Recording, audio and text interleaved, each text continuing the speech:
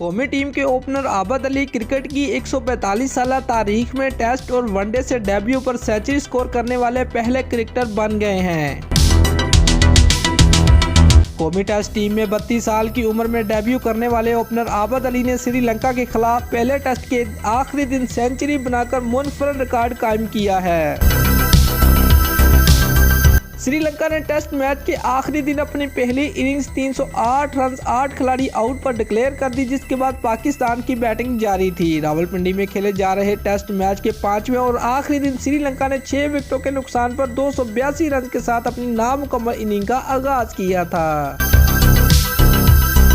दहिंजिया डिसिल्वा ने अपनी सेंचुरी मुकम्मल की और श्रीलंका ने अपनी इनिंग 308 रन पर डिक्लेयर कर दी। पाकिस्तान की जानब से शान मसूद और आबद अली ने इनिंग का आगाज किया, लेकिन पाकिस्तान की पहली विकेट 3 रन पर ही गिर गई। शान मसूद खाता खोले बगैर ही पवेलियन लूट गए थे।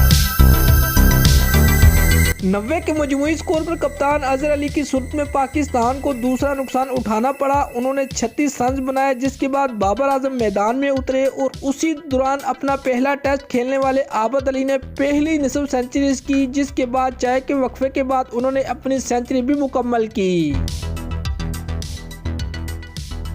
आबद अली ने इस साल मार्च में ऑस्ट्रेलिया के खिलाफ वनडे पर भी सेंचुरी स्कोर की थी। वाज़ेह है कि फर्स्ट क्लास क्रिकेट में आबद अली ने 18 सेंचुरियां और 31 निस्फ सेंचुरियां स्कोर करते हुए 7007 रन स्कोर किए हुए हैं। दोस्तों, अगर आपको हमारी ये वीडियो पसंद आई है तो लाइक और कमेंट ज़रूर करें। शुक्रिया।